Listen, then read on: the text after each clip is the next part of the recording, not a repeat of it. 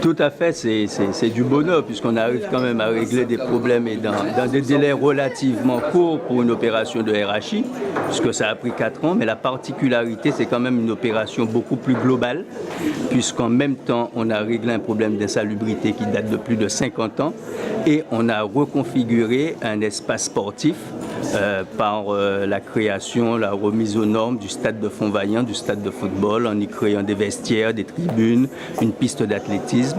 Donc ça ne peut être que du bonheur.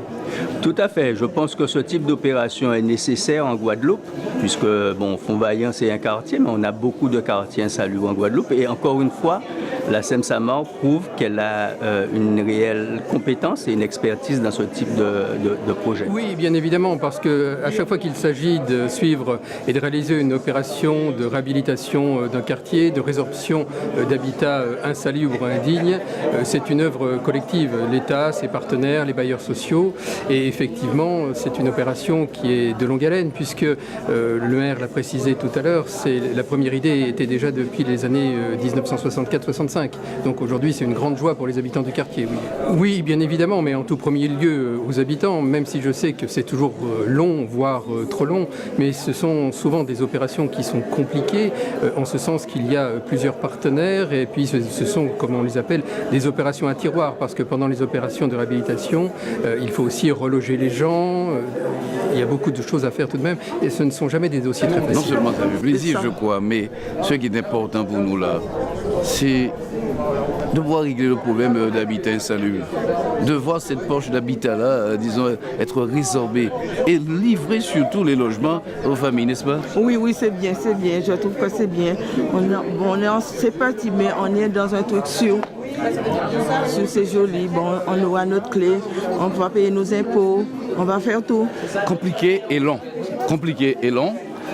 parce que vous savez, tout ce qui concerne les résorptions d'habitat insalubre et indigne, cela prend du temps. Déjà le montage administratif, après le montage financier, et après il faut discuter avec les personnes qui étaient sur un terrain communal depuis plus de 50 ans, depuis le cyclone Cléo, il faut bien comprendre ça, depuis le cyclone Cléo. Et là avec, disons, leur maison à une certaine dimension, et après il fallait qu'on entre dans les normes un peu sociales. Donc nous avons eu des spécialistes qui ont travaillé là-dessus, faire entendre tout ça aussi par les riverains.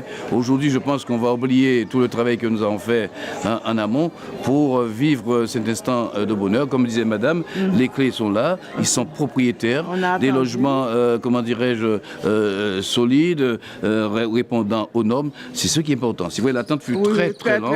Madame a ses affaires prêtes depuis, je crois, 1 an. 2 ans. 2 ans, voilà. On a déjà venu pour m'aider à transporter, partir, revenir. On est venu en décembre, repartir. Là, il faut dire qu'on me donne un petit temps, beaucoup de temps. Oui, il y a une vaste volonté de la ville et des habitants de la ville aussi, d'avoir des quartiers propres, beaux et fleuris.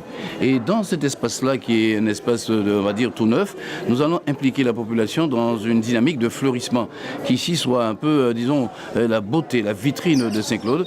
Nouvelles familles présentes d'un nouveau logement, les familles vont participer avec nous à une opération de fleurissement avec les enfants, les petits-enfants, les voisins, les voisines, et après pour l'entretien. Oui, c'est bonheur d'avoir quelque chose qui t'appartient.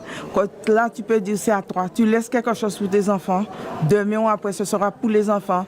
Mais ça te fait chaud au cœur. Oui, moi, je suis quelqu'un qui a des fleurs. Si tu viens chez moi, j'ai des fleurs. J'ai pas mal de fleurs. Moi, ça m'intéresse. Ça me dit pas de travailler, faire des fleurs. Oui, parce qu'on m'a toujours appris dans ma vie que les voisins et les voisines, ce sont la famille. C'est parce que si maman n'était pas là, c'est les voisins et voisines qui t'occupaient de toi. Alors c'est comme si c'est ta famille.